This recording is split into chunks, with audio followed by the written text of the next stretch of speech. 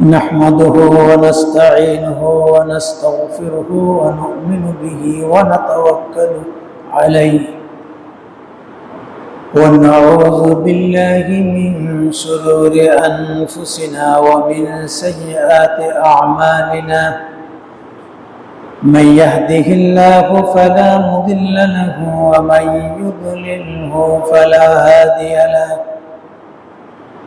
ونشهد أن لا إله إلا الله وحده لا شريك له ونشهد أن سيدنا وحبيبنا ومولانا محمدا عبده ورسوله الذي أرسله بالحق بشيرا ونذيرا وداعيا إلى الله بإذنه وسراجا منيرا فقد قال الله تعالى في كلامه المجيد والفرقان الحميد أعوذ بالله من الشيطان الرجيم بسم الله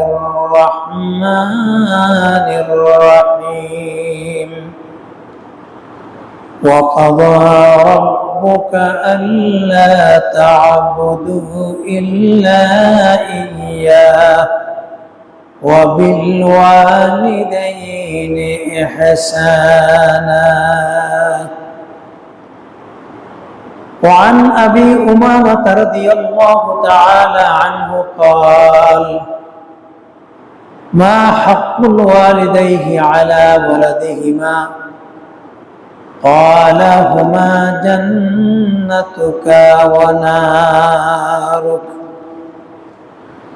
وقال تبارك وتعالى إن الله وملائكته يصلون على النبي يا أيها الذين آمنوا صلوا عليه وسلموا تسليما اللهم صل على سيدنا مولانا محمد وعلى آل سيدنا مولانا محمد بلغ العلا بكماله كشف الدجى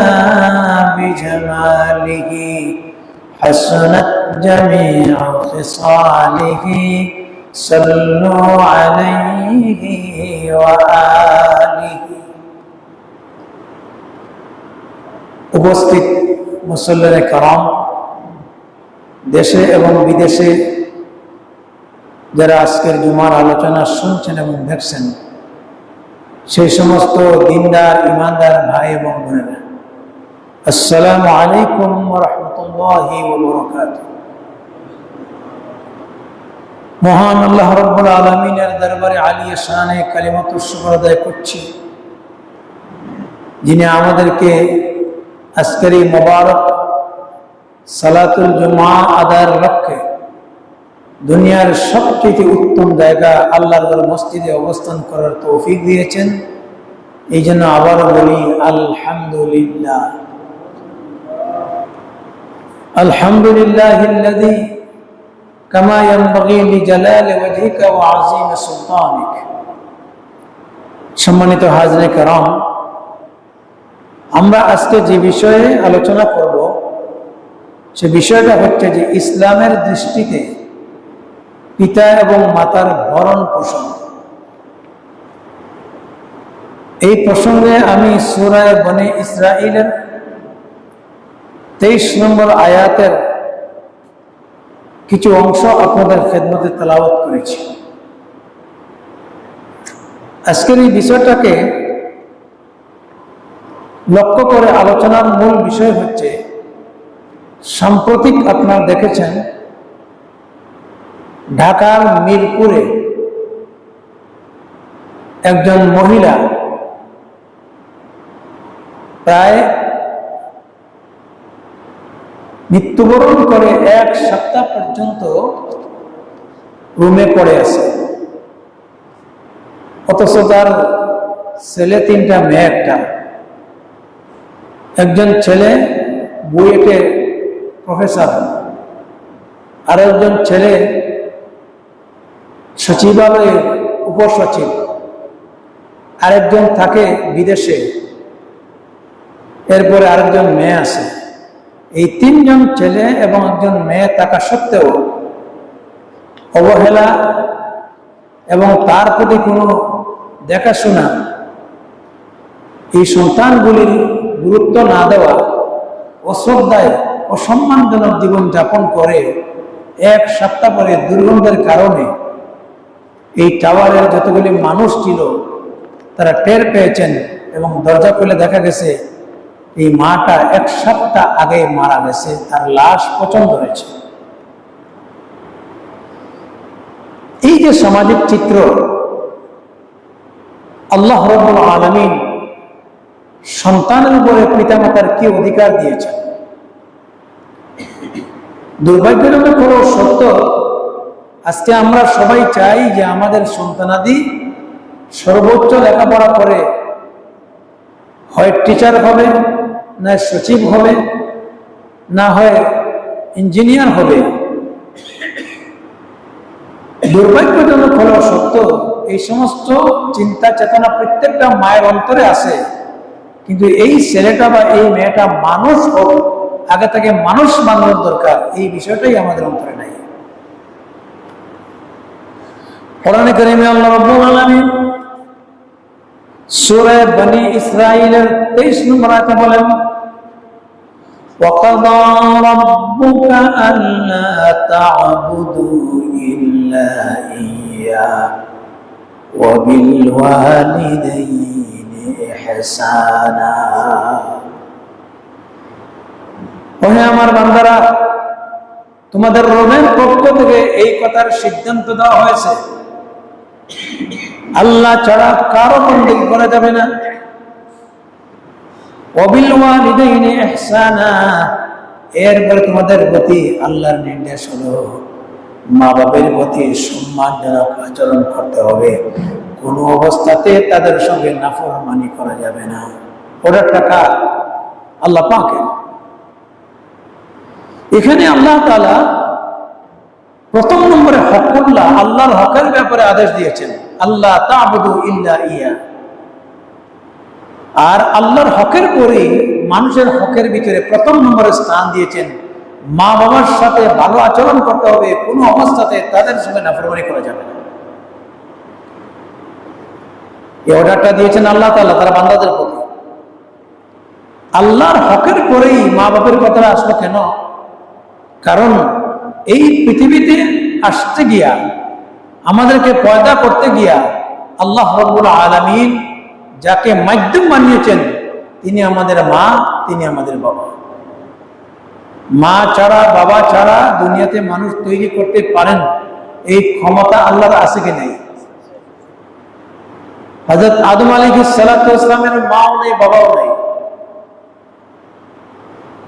মা হাওয়া আলাইহিস সালাতু ওয়াস সালামকে আদমের বাম পাজর থেকে আল্লাহ সৃষ্টি করেছেন, তারও মা নাই, তারও বাবা নাই।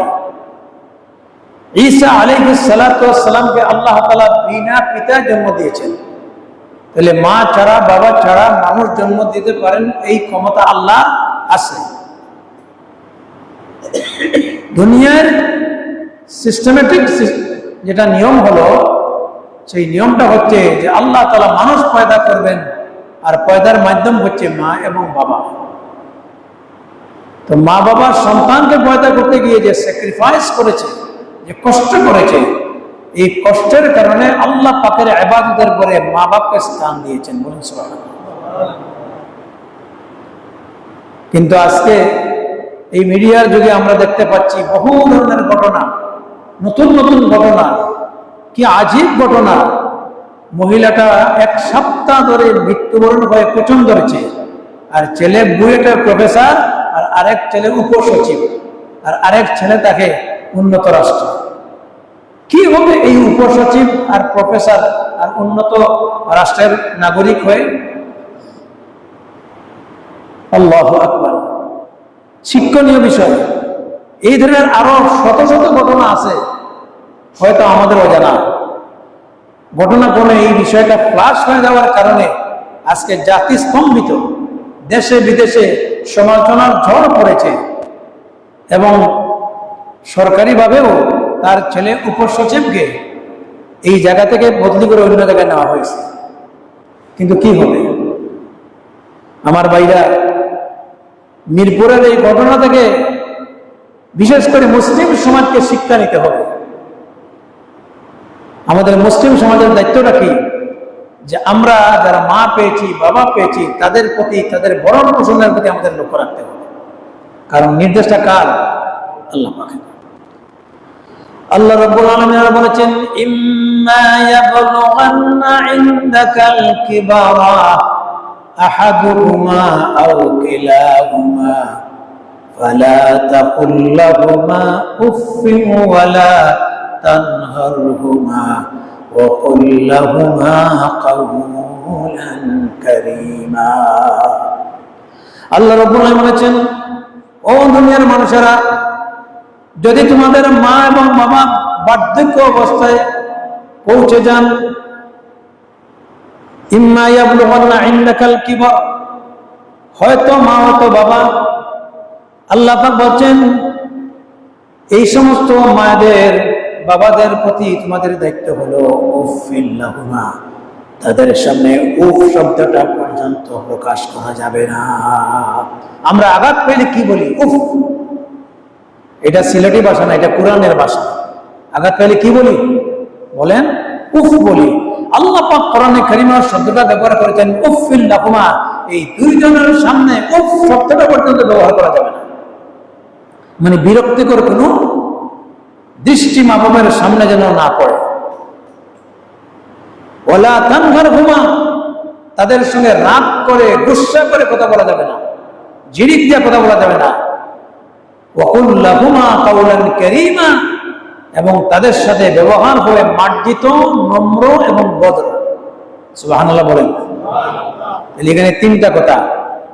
মা বাবার সাথে অভদ্র ব্যবহার করা যাবে না, বিরক্তিকর কোনো আচরণ করা যাবে না, বরং তাদের সাথে দায়িত্ব করছে সম্মানের সাথে, এরপরে বিনয়ের সাথে, বিনম্রতার সাথে মা বাবার সাথে ব্যবহার করা। আল্লাহ পাক এখানে তিনটা জিনিস বলেছেন। এই তিনটি জিনিস বলার কারণটা কি? মুফাসসিরিনে কেরাম লিখেছেন, মা বাবা বুড়া হয়ে গেলে স্বাভাবিকভাবে তার মন মেজাজ খিটখিটে হয়ে যায়, কথাবার্তার ধরন পাল্টে যায়। সমাজে একটা কথা আছে, আম পাকলে মিঠা আর মানুষ পাকলে তিতা। এটা গ্রাম্য কথা আছে, আম পাকলে মিঠা আর মানুষ পাকলে তিতা। খাইয়াও বলবে খাইছে না, পাইয়াও বলবে পাইছে না। তোমার কাছে এটা দোষ হতে পারে, কিন্তু এটা দোষ না, এটা তার বার্ধক্যতা। এই অবস্থায় আমরাও যখন পৌঁছে যাব, সেই মা বাবার আচরণ আমাদের ভিতরেও পাওয়া যাবে। এটা দুনিয়া শুরু হয়েছে এইভাবে, তাকে দোষারোপ করা যাবে না।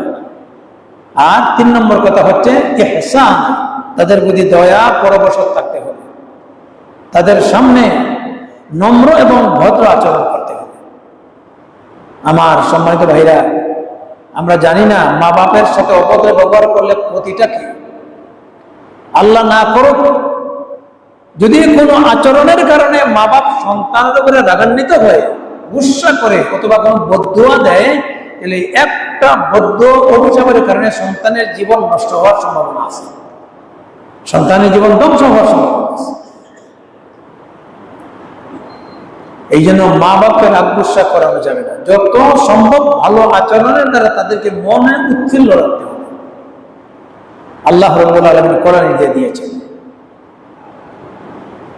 এবং আল্লাহ রাব্বুল আলামিন সূরা লুকমানের 14 নম্বর আয়াতে বলছেন, আমি একটা হাদিস আগে পড়েছি, হাদিসটা তর্জমা করে ফেলি।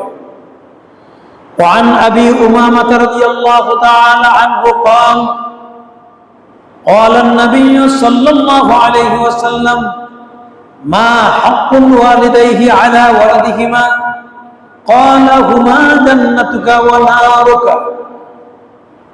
হযরত আবু উমামা রাদিয়াল্লাহু তাআলা বর্ণনা করেন নবী করিম সাল্লাল্লাহু আলাইহি ওয়াসাল্লামকে জিজ্ঞাসা করা হয়েছিল ইয়া রাসূলুল্লাহ ইয়া হাবিবাল্লাহ মা বাবার উপরে আমার দায়িত্ব কতটুকু পিতামাতার উপরে আমার দায়িত্ব কতটুকু নবী করিম সাল্লাল্লাহু আলাইহি ওয়াসাল্লাম বলেছেন কালা হুমা জান্নাতুকা ওয়া নারুকা দায়িত্ব শোনার আগে তোমার জানতে হবে তোমার জন্য এই মা বাপ হয় জান্নাত না হয় জাহান্নাম আল্লাহু আকবার এর বোঝা গেল আমি যদি তার ভরণ পোষণ করে তাকে খেদমত করে তার চাহিদা পূরণ করে তাকে খুশি রাখতে পারি আল্লাহ পাক এই সন্তানের জন্য জান্নাত অবধারিত করে দিয়েছেন সুবহানাল্লাহ বলেন না জোরে সোরে বলেন সুবহানাল্লাহ আর আমরা যদি মা বাবার সাথে হুসনে সুলুক ভালো ব্যবহার করি না মন্দ ব্যবহার করি তাহলে জাহান্নামে যাওয়া ছাড়া কোনো উপায় নাই অতএব তুমি জান্নাতি হতে চাও না জাহান্নামী হতে চাও এটার মেয়ার হচ্ছে আল্লাহ পাক তোমার মা বাপকে তোমার সামনে উপস্থাপন করেছে অন্য একটা হাদিসে আছে আল্লাহর রাসূল সাল্লাল্লাহু আলাইহি ওয়াসাল্লামের কাছে জিজ্ঞাসা করা হয়েছে মান আহাক্কুন নাসা বিহুসনি সুহবাতি ইয়া রাসূলুল্লাহ ইয়া হাবিবাল্লাহ আমার উপরে আমার মা বাবার দায়িত্বটা কতটুকু আমার মা বাবার প্রতি আমার হকটা কতটুকু মান আহাক্কুন নাস নবী করিম সাল্লাল্লাহু আলাইহি ওয়াসাল্লাম তিনি বলেছেন প্রথম নম্বরে তোমার মা এবং বাবার ভিতরে দায়িত্বটা হচ্ছে তোমার মায়ের প্রতি যত্নবান হবে তুমি মায়ের প্রতি ভরণ পোষণের প্রতি লক্ষ্য রাখবে এরপরে জিজ্ঞাসা করা হয়েছে সুম্মান এরপরে কার আল্লাহ রাসূল বলেছেন কালা উম্মুক এরপরে তোমার মা কালা সুম্মান এরপরে কার রাসূলুল্লাহ বলেছেন কালা উম্মুক এরপরে তোমার মা সুম্মান এরপরে কার আমার ভরণ পোষণ করতে হবে কার রাসূল করিম সাল্লাল্লাহু আলাইহি ওয়াসাল্লাম বলেছেন এবার তোমার পিতা তাহলে এই হাদিসে রাসূল করিম সাল্লাল্লাহু আলাইহি ওয়াসাল্লামের জবান থেকে মায়ের কথার স্বীকৃতি কয়বার পাইলাম কথা বুঝেন নাই মনে হয় সবাই আওয়াজ দিয়ে বলবেন কয়বার তিনবার আর বাবার কথা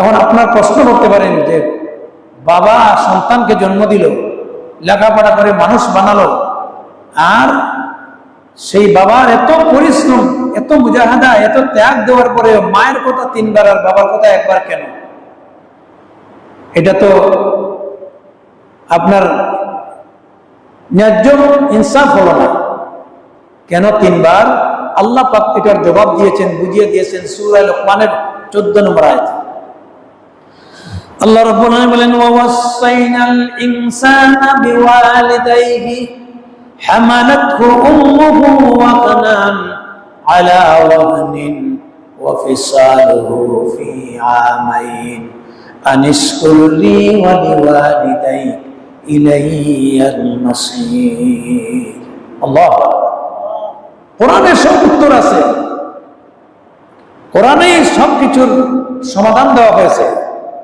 আল্লাহ রাব্বুল আলামিন বলেন ওয়াসাইনাল ইনসানা বিওয়ালিদাইহি আমি দুনিয়ার সমস্ত মানুষকে উপদেশ দিলাম ওসিয়ত করলাম তার মা বাবার ব্যাপারে তাহলে এখানে বোঝা গেল মাকে আলাদা করা হয় নাই মা এবং বাপ দুইজনকে একত্রিত করে বলা হয়েছে যে ভরণ পোষণ সন্তানের পক্ষ থেকে দুইজনেই পাবে এরপরে আল্লাহ তাআলা মাকে আলাদা করেছেন কাহামালাতহু উম্মুহু তার জননী তাকে গর্ভধারণ করেছে ওয়াহনান আলা ওয়াহনিন কষ্টের পর কষ্টের মাধ্যমে তাকে জন্ম দিয়েছে ওয়াফিসালুহু ফি আমাইন এবং তাকে দুধ পান করাতে 2 বছর লাগছে তাহলে এখানে এক্সট্রা 3টা কথা আমরা এই পৃথিবীতে আসার আগে প্রত্যেকেই মায়ের গর্ভে ছিলাম সর্বোচ্চ 10 মাস 10 দিন এই যে মায়ের গর্ভে আমরা ছিলাম এখানে বাবার কোনো পার্টিসিপল নাই আজ পর্যন্ত কোনো পুরুষের পেটে গর্ভধারণ হয় নাই, কোনো পুরুষ কোনো সন্তানকে জন্ম দেওয়ার ক্ষমতা রাখে না। আল্লাহ পাক মায়েদের গর্ভ মানুষ তৈরির কারখানা বানিয়ে দিয়েছেন। আমরা কার গর্ভে ছিলাম? বাবার গর্ভে না মায়ের গর্ভে? মায়ের গর্ভে। এবং মায়ের গর্ভ হচ্ছে একটা ছোট্ট পৃথিবী। সেখানে আল্লাহ তাআলা সর্বোচ্চ 10 মাস 10 দিন আমাদেরকে এখানে অত্যন্ত অভিনব কৌশলে লালন পালন করেছেন। কোরআনে কারিমে আল্লাহ রাব্বুল আলামিন বলেছেন ফি ক্বারারিম মাকিন, একটি সুরক্ষিত জায়গাতে যেখানে কোনো রোগ জীবাণু পৌঁছতে পারবে না, অথবা কোনো রোগে এফেক্টেড হয়ে সন্তানের কোনো ক্ষতি হবে, এমন এক সেফটি, এমন একটা সুন্দর জায়গাতে আমি তাকে লালন পালন করেছি। ওই ক্ষুদ্র জগতে আমরা আল্লাহ তাআলা লালন পালন করেছেন। কিভাবে আমরা সেখানে লালন পালন হলাম? আল্লাহ পাক মায়ের শরীরের যতগুলো ব্লাড আছে এর মধ্য থেকে সন্তানের নাভি আর মায়ের নাভির সাথে পাইপের মতো সংযোগ স্থাপন করে মায়ের শরীরের রক্ত দিয়ে 10 মাস 10 দিন সন্তানকে আল্লাহ রাব্বুল আলামিন অভিনব কৌশলে লালন পালন করেছেন। এখন দেখেন, রক্ত দিলে মানুষ বাঁচে, ব্লাড দিলে কি হয়? মানুষ বাঁচে।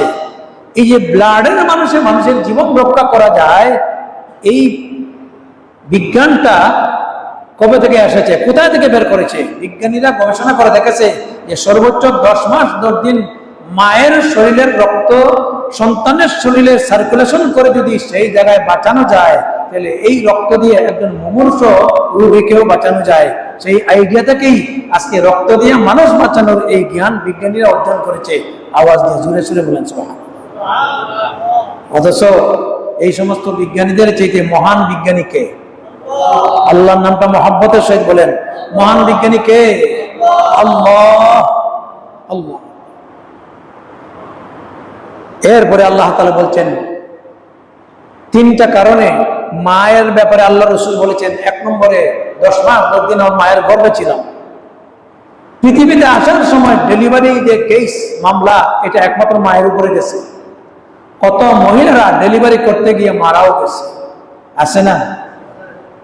জীবনাশয় নেই।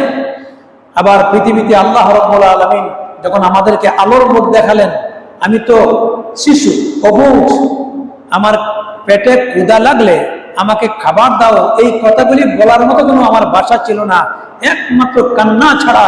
আমি যখন কান্নাকাটি করেছি, মায়ের অন্তরে দাগ লেগেছে, সঙ্গে সঙ্গে আমাকে কোলে নিয়ে মায়ের স্তনের দুধ দিয়েছেন আল্লাহ রাব্বুল আলামিন। এইভাবে 2 বছরের চাইতে বেশি মায়ের দুধ পান করে আল্লাহ পাক আমাকে লালন পালন করেছেন। তাছাড়া বাবার চাইতে সন্তানের প্রতি মায়ের ভালোবাসাটা আর একটু দীর্ঘ এবং খুব শক্তিশালী। মুফাসসিরিনে কেরাম বলেন, এই সন্তান ডেলিভারি করতে গিয়ে মা কত কষ্ট করেছে, কতবার উল্টাপাল্টা করেছে, বমি করেছে, বেদনায় উলট পালট হয়ে এদিক সেদিক ঘোরাফেরা করে ঘুমিয়েছে। কিন্তু মা সন্তান যখন দুনিয়াতে আসলো, এই সন্তানের মুখ দেখার সঙ্গে সঙ্গে মায়ের কলিজা চেহারা যত বেদনা ছিল, সন্তানের চেহারা দেখার সঙ্গে সঙ্গে মায়ের সমস্ত কলিজা চেহারা বেদনা দূর হয়ে গেল। সুবহানাল্লাহ। সন্তানকে দেখার সঙ্গে সঙ্গে তার অন্তর থেকে এগুলো ডিলিট হয়ে গেছে। এই জন্য আল্লাহ রাসূল সাল্লাল্লাহু আলাইহি ওয়াসাল্লাম বলেছেন, তোমার মা, তোমার মা, তোমার মা। আর 4বার বলেছেন, তোমার বাবা আবুকা। তবে সূরা বনী ইসরাঈলে আল্লাহ রাব্বুল আলামিন তিনি বলেছেন, ওয়াকুল লাহুমা কাওলান কারীমা।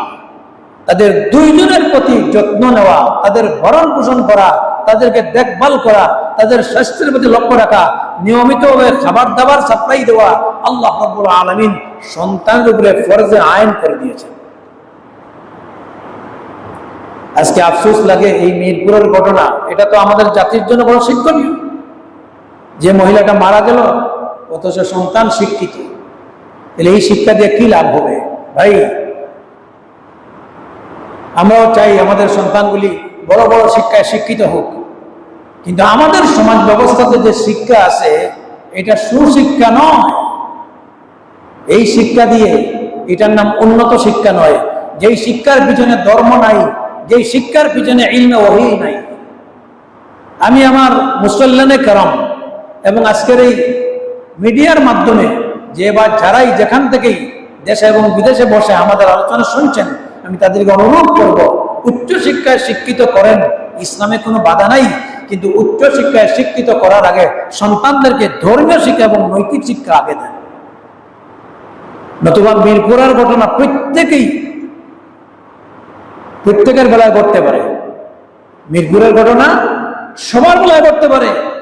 উচ্চ শিক্ষায় শিক্ষিত হওয়ার পরে ছেলে যাবে ভার্সিটির প্রফেসর হইয়া, আরেক ছেলে যাবে সচিবালয়ে, আরেক ছেলে চলে যাবে বাহিরে। আপনি মা এবং বাবা বুড়াকালে পড়ে থাকবেন এবং এই সমস্ত বৃদ্ধাদেরকে যত্নবান করে নেওয়ার জন্য এখন সমাজে আগের চাইতে বৃদ্ধা আশ্রম বেশি পরিমাণে বেড়ে গেছে। আমরা চাই না আমাদের মা বাবা বৃদ্ধা আশ্রমে যাও, আমরা চাই না আমার মা বাবা অযত্নে অবহেলায় পড়ে থাকে, ঘরের ভিতরে মারা যাক। আমরা এটা চাই না। এই জন্য আগে বাচ্চাদেরকে দিন শিখান, আগে বাচ্চাদেরকে ইলমে ওহী শিক্ষা দেন, আগে বাচ্চাদেরকে কোরআনের জ্ঞান দেন। আল্লাহ রাব্বুল আলামিন বলেছেন আর-রহমান, চমৎকার সূরা, কোরআনে কারীমের সবচেয়ে মজার সূরা।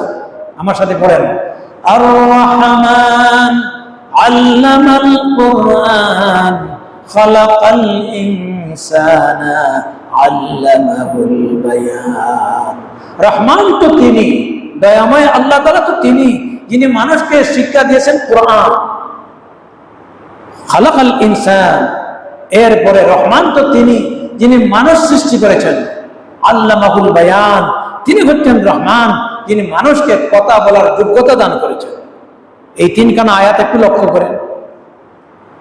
রহমানের পরিচয় দিতে গিয়ে প্রথমে বলেছেন যিনি কোরআন শিক্ষা দিয়েছেন, এরপরে বলেছেন খালাকাল ইনসান, মানুষ সৃষ্টি করেছেন। আচ্ছা, মানুষের জন্ম আগে হয় না শিক্ষার প্রয়োজন আগে হয়?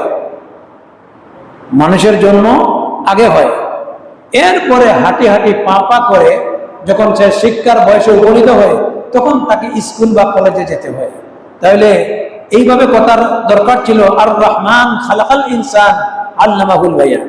না, আল্লাহ তাআলা এটা বুঝাইতে চান যে ওই মানুষের জন্মটাই সার্থক হবে, সঠিক মানুষের গন্তব্য হবে, সে হিউম্যান রিসোর্স, জাতির কাছে সম্পদে পরিণত হবে যখন জন্মের পর থেকে তার জীবনটা কোরআনের শিক্ষা দিয়ে শুরু হবে।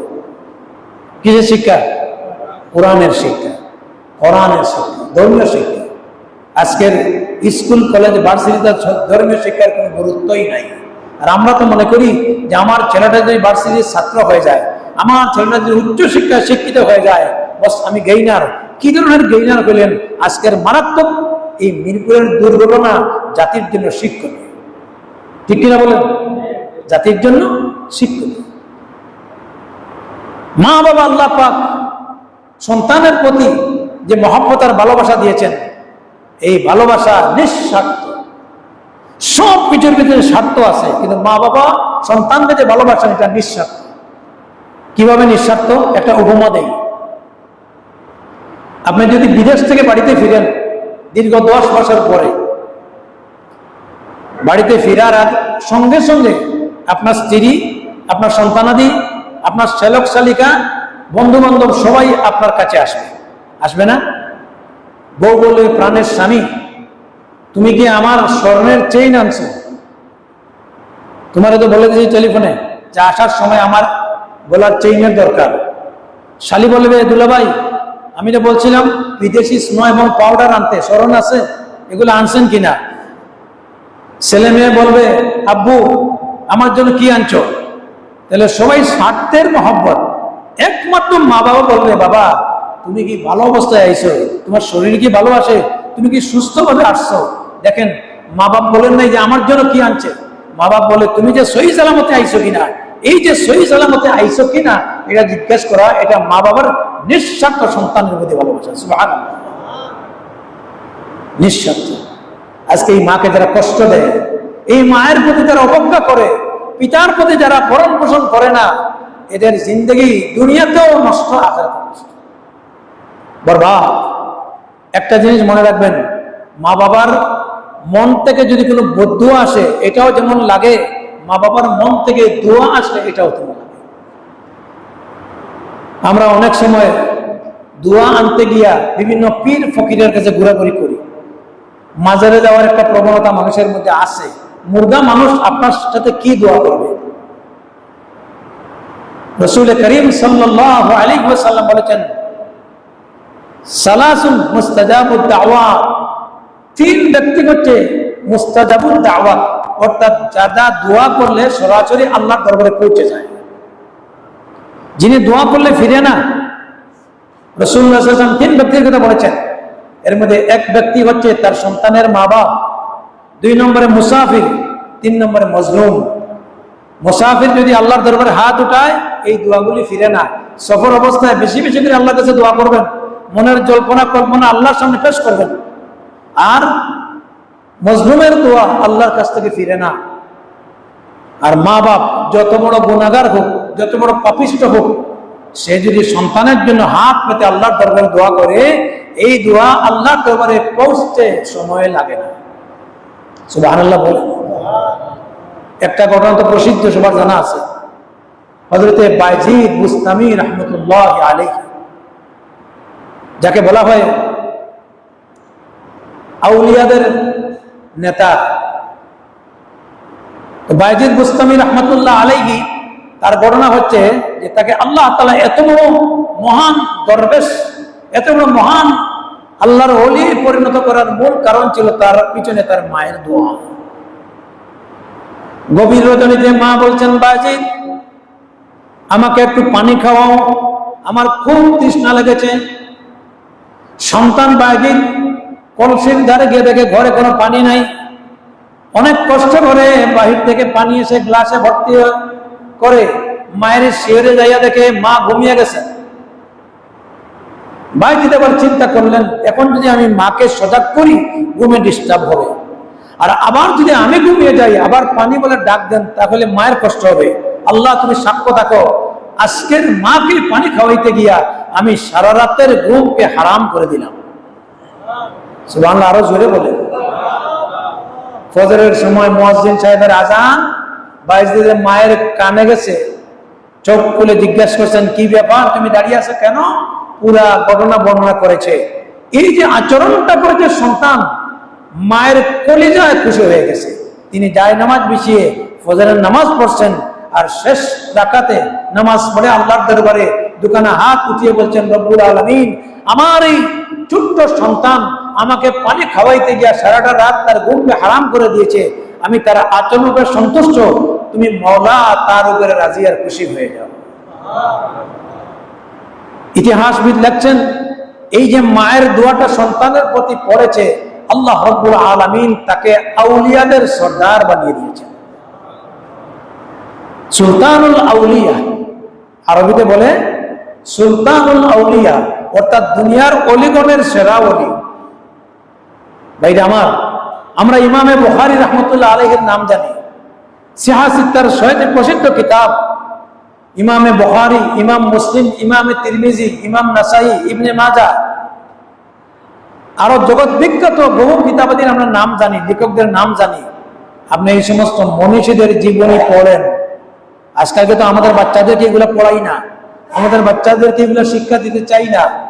কারণ সকালবেলায় শুরু হয়ে যায় বাচ্চাদের আপনার স্কুল, বিভিন্ন ধরনের নামে বেনামে স্কুলগুলি তৈরি হয়েছে। আমরা চাই আমাদের সন্তানগুলিকে একেবারে ছোটকাল থেকে উচ্চশিক্ষা শিক্ষিত হয়ে যাবে।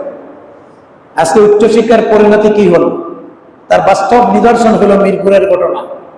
বারবার এই কথাগুলি বলছি। আমার ভাইরা, যত মনীষীদের নাম জানি, আপনি এদের ইতিহাস পড়ে দেখুন। একজন মহান ব্যক্তিও আল্লাহ পাক তাকে এমন মর্যাদাপূর্ণ আসন দিয়েছেন, তাদের পিছনে হয়তো মায়ের দোয়া আছে, না হয়তো মায়ের বদদোয়া আছে। পিতামাতার দোয়ার কারণে আল্লাহ তাআলা তার মর্যাদা বাড়াইয়া দিয়েছেন। ইমামে বুখারী রাহমাতুল্লাহ আলাইহি জন্মগত অন্ধ।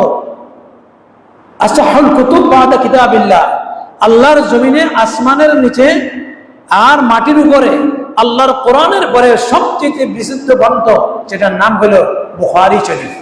এটার নাম কি? বুখারী শরীফ। এই বুখারী যিনি লিখছেন,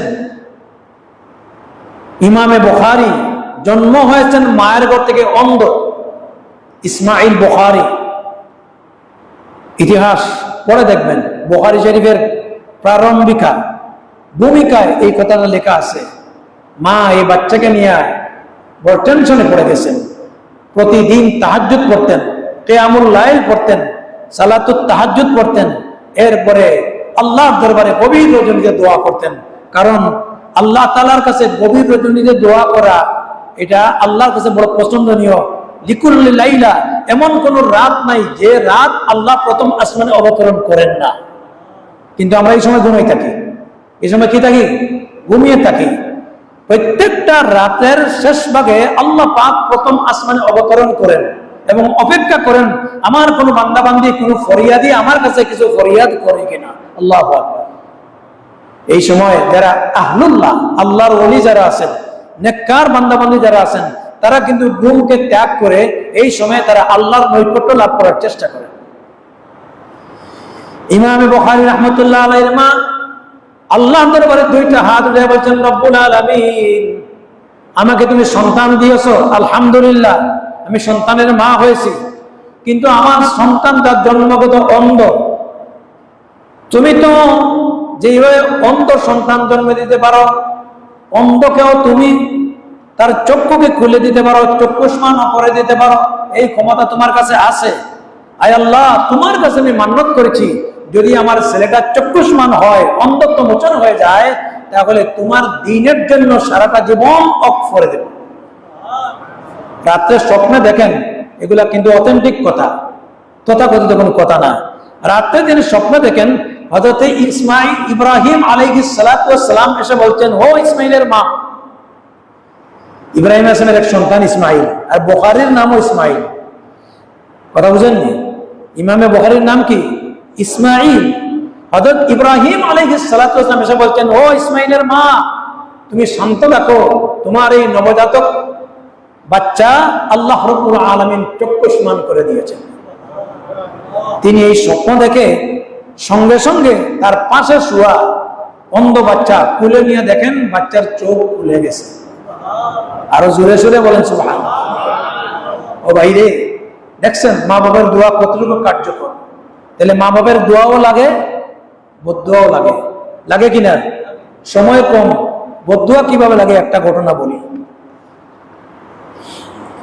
এই দুনিয়াতে জগৎ বিখ্যাত একখান তফসির আছে, তফসিরে কাশফ। জগৎ বিখ্যাত তফসির, তফসিরে কাশফ। আর এই তফসিরে কাশফ যেটা এত কঠিন তফসির, এটা না পড়লে মুফাসসির হওয়া যায় না। কেউ মুফাসসির দাবিও করতে পারবে না। এই তফসিরের লেখক হলেন আল্লামা জারুল্লাহ জামাখশরী। আল্লামা জারুল্লাহ জামাখশরী, ওনার বাড়ি হলো উজবেকিস্তান এবং তিনি বুখারা, সমরকন্দ, উজবেকিস্তান বিভিন্ন শহরে লেখাপড়া করে বড় বড় ফকিহ থেকে, বড় বড় মুহাদ্দিস থেকে তিনি হাদিস এবং ইলমে হাদিসের জ্ঞান অর্জন করেছেন। দুইজন ব্যক্তি পৃথিবীতে প্রকৃত কোরআন এবং সুন্নাহর জ্ঞান অর্জন করেছেন, দুইজন লেংড়া ব্যক্তি। এর মধ্যে একজন হলেন জুরজানি আর আরেকজন হলেন জারুল্লাহ জামাখশরী। কথা বুঝাইতে পারছি? এগুলোর নাম আপনারা কোনোদিন শুনেনও নাই, শোনার কথাও না। কারণ জেনারেল শিক্ষিত যারা, তারা আইনস্টাইনের নাম জানেন, বহু বিজ্ঞানীদের নাম জানেন। আমাদের শিক্ষা ব্যবস্থায় যদি ধর্মীয় শিক্ষা থাকতো তাহলে আপনারা জানতেন। কিন্তু আমার মুখ থেকে এদের নাম শোনার পরে তো অনেকেই চিন্তা করতেছেন এগুলো কোথায় থেকে আসলো। এরা জগৎ বিখ্যাত। আল্লামা জারুল্লাহ জামাখশরী নামটা মনে রাখবেন। জারুল্লাহ বলা হয় আল্লাহর প্রতিবেশী। তিনি হরম শরীফের কাছে দীর্ঘদিন অতিবাহিত করে সেখানে তিনি হাদিসের দরস দিয়েছেন। ওই আল্লাহর ঘরের কাছে থেকে তিনি দীর্ঘদিন ইলমে হাদিসের খেদমত করার কারণে তাকে বলা হয় জারুল্লাহ, আল্লাহর প্রতিবেশী। তাও সুবহানাল্লাহ বলবেন না? আরো জোরে বলেন সুবহানাল্লাহ। যেখানে ওগুলো আমি লিখে নিয়ে আসছি। আন্দাজি অনুমান করে কথা বলছি না। তো আল্লামা জারুল্লাহ জামাখশরী, যিনি তাফসীরে কাশফের লেখক, জগৎ বিখ্যাত তাফসীর, তিনি ছিলেন ল্যাংড়া, তার একটা পা নাই। তাকে জিজ্ঞাসা করা হয়েছিল যে আপনার পা নাই কেন, একটা পা খোলা কেন? তিনি বলছিলেন আমার মায়ের বদদুয়া। আল্লাহু আকবার বলেন। এত বড় বিশ্ববিখ্যাত জগৎ বিখ্যাত মুফাসসির, যিনি তাফসীরে কাশফ সহ সারা দুনিয়ার মানুষের কাছে ইলমের খিদমত করে গেলেন, কিন্তু তিনিও মায়ের বদদুয়া থেকে বাঁচতে পারেন নাই। মায়ের বদদুয়ার কারণে তার একটা পা চলে গেছে, ল্যাংড়া হয়ে গেছে। কারণটা কি? ছোটকালে তার একটা অভ্যাস ছিল, তিনি চড়ুই পাখি পুষতেন। পাখি পোষা এটা সবার মাঝে আছে, আমার মাঝেও আছে। পাখিকে পোষা, পাখিকে লালন পালন করা, পশু পাখি লালন পালন করা, এটা মানুষের একটা শখ, আছে কি নাই? চড়ুই পাখির পায়ে সুতা বেঁধে আর তারা নিয়ে তিনি আনন্দ করতেছেন, ফুর্তি করতেছেন। তখন তার মা বলছেন যে তুই যে এইভাবে তার মাকে বঞ্চিত করে পোষার জন্য গড়ে নিয়ে আসছস, তার মা কিন্তু সন্তানের জন্য অপেক্ষা করছে, ছটপট করছে। সুতরাং বাবা তুমি পাখিটা ছেড়ে দাও, সুতার বাঁধ খুলে পাখিকে ছেড়ে দাও। বাচ্চা মানুষ তো মায়ের কথার গুরুত্ব দেয় নাই, রশি বেঁধে ঠেঙ্গে আর তিনি খেলতেছেন, দুলতেছেন। এমন সময় পাখি ঢুকে গেছে গর্তে, এটাকে টান দিতে গিয়া পাখির ঠ্যাং ছিঁড়ে গেছে।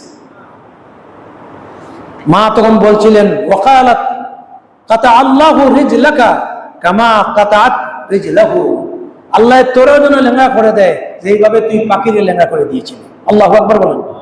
মায়ের পক্ষ থেকে বলা হয়েছে কাতা আল্লাহু রিজলাকা কামা কাতাত রিজলাহু, আমি তোরে বারবার বাধা দিছি পাখিটাকে ছেড়ে দে, কিন্তু তুই আমার কথা না শুনে তার ঠ্যাঙ্গের রশি বাঁধিয়া টানতে টানতে টানতে ঠ্যাংটা ছিঁড়ে গেছে।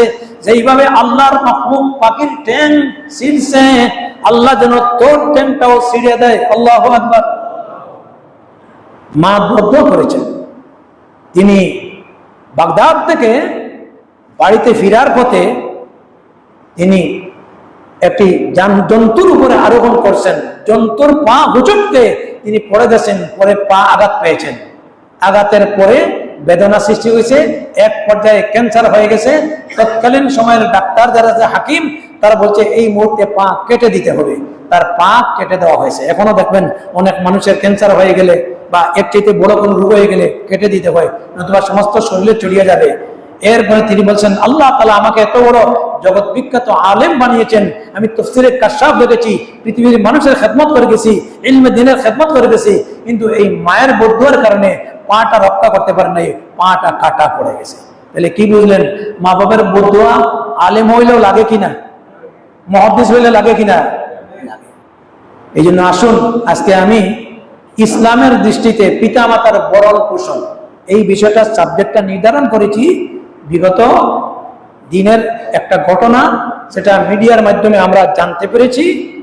যে ঘটনাটা হচ্ছে যে একটা সন্তান বুয়েটে চাকরি করে, আরেকটা সন্তান সচিবালয়ে চাকরি করে, আরেকটা সন্তান বিদেশে থাকে। এই সন্তানগুলিকে মানুষ বানাইতে গিয়া, উচ্চ শিক্ষায় শিক্ষিত করতে গিয়া মা বাবা যে পরিশ্রম করেছে, আজকে মায়ের মৃত্যু হয়েছে অবহেলা অযত্নে, এবং এক সপ্তাহ পরে দুর্গন্ধে এরপরে মানুষ দরজা খুলে দেখা যায় মা মারা গেছে। এই উচ্চ শিক্ষা দিয়া কি হবে? কি হবে উচ্চ শিক্ষা দিয়া? ভুল বুঝবেন না। ও আমার বিশ্ববিদ্যালয়ের ছাত্ররা, আমার অভিভাবকরা, আমি অনুরোধ করছি উচ্চ শিক্ষায় শিক্ষিত করেন। ও আল্লামা আদম আল আসমাআ কুল্লাহা, আল্লাহ তাআলা বলেছেন আদম আলাইহিস সালাতু ওয়াসসালামকে দিয়ে দুনিয়ার সব টেকনোলজি প্রযুক্তির জ্ঞান দান করেছেন। জ্ঞান অর্জন করা ইসলামে কোনোদিন নিষেধ করেন নাই। উচ্চ শিক্ষায় শিক্ষিত করেন, ইসলাম আপনাকে উৎসাহিত করেছে। কিন্তু যে উচ্চ শিক্ষায় শিক্ষিত করে আমরা সন্তানকে মানুষ বানাতে চাই, আজকের এই যুগ ধর্ম নাই, ইসলাম নাই, ওহীর জ্ঞান নাই, রাসূলের আদর্শ নাই, এই শিক্ষা দিয়া সত্যিকার অর্থে উচ্চ শিক্ষায় শিক্ষিত করে আর যাই হোক মানুষ হওয়া যাবে না। আমাদের শিক্ষার পিছনেই গলত আছে কি নাই? বহুদিন আগে বলছিলাম, ব্লুবার্ড স্কুলের 8ম শ্রেণীর এক ছেলে সিলেটের ডাকে একটা ছড়া লেখছে, মা গো আমি আর পড়বো না হাট্টিমা টিমটিম, এখন থেকে শিখবো আমি আলিফ লাম মিম। মারহাবা বলেন।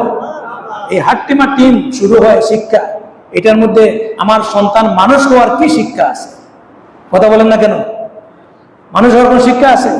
এই জন্য বাবারা, আপনাদের ছেলেমেয়েরা ডাক্তার বানান, ইঞ্জিনিয়ার বানান, দুনিয়ার জগৎ বিখ্যাত শিক্ষায় শিক্ষিত করেন, কোনো বাধা ইসলামে নাই। আগে মানুষ বানান, আগে তাকে ধর্মীয় শিক্ষা দেন, আগে তাকে ইসলামী শিক্ষা দেন, আগে তাকে ইলমুল ওহীর জ্ঞান দেন। আজকে শহর অঞ্চলে মক্তব বন্ধ হয়ে গেছে। अगर पैदा ना होते ये सैयद आलम रसूलुल्लाह, ना होते ये दरसगाहे, ना पढ़ते हम कलामुल्लाह। এই যে মসজিদ মক্তব রাসূল করিম সাল্লাল্লাহু আলাইহি ওয়াসাল্লামের জমানা থেকে চলে আসতেছে, যদি আজকে এগুলো না থাকতো আজ বহু মানুষ আল্লাহ রাসূল চিনা থেকে বঞ্চিত হয়ে যেত। ঠিক কিনা বলেন? এই জন্য আগে আল্লাহ চিনেন, আগে রাসূল চিনেন, আগে বড় মানুষকে কিভাবে শ্রদ্ধা করতে হয়, মা বাবার সাথে কিভাবে সন্তানের হোসনা সুলুক হতে হয়, এই শিক্ষায় শিক্ষিত করান। দুর্ভাগ্যজনক হলো সত্য, আমরা অভিভাবকরাও দায়ী, উচ্চ শিক্ষার নেশায় ধর্ম শিক্ষা বাদ দিছি, আর আমাদের শিক্ষা ব্যবস্থাও দায়ী, আমাদের স্কুল কলেজে ধর্মীয় শিক্ষার লেশ নাই। ঠিক কিনা বলেন? এই জন্য এই জাতীয় ঘটনা থেকে যদি আমরা বাঁচতে চাই, তাহলে স্কুল থেকে কলেজ ভার্সিটিতে ধর্ম শিক্ষার গুরুত্ব দিতে হবে, শিক্ষাকে ঢেলে সাজাতে হবে, নতুবা বাঁচার কোনো উপায় নেই। আল্লাহ রাব্বুল আলামিন এই কথাগুলি আমাদের সবাইকে জানার সাথে মানার যেন তৌফিক দান করে। আমাদের যাদের মা বাবা আছে আমরা কলিজা দিয়ে মহব্বত করব, রাজি আছেন তো? যাদের মা নাই বাবা নাই, আমরা নামাজ পড়ে পড়ে তাদের জন্য দোয়া করব। দোয়াটা শিখাইছেন কে? একবার সবাই পড়েন, রব্বির হামহুমা কামা রাব্বায়ানি সগীরা। এই দোয়াটা শিখাইছেন কে? আল্লাহ পাক। যখন সন্তান তার মা বাবার জন্য দোয়া করে, আল্লাহ তাআলার কাছে ফেরেশতারা বলে, এই দোয়া তো তুমি শিখাইছো, আর তোমার দেওয়া শেখানো দোয়া সন্তান মা বাবার জন্য দোয়া করতেছে, আল্লাহ তুমি তাকে মাফ করে দাও। আল্লাহ বলেন, তোমার সাক্ষ্য থাকো, আমি তার মা বাবার কবরের আযাব মাফ করে দিলাম। ওয়া আখিরু দাওয়ানা আনিল হামদুলিল্লাহি রাব্বিল আলামিন।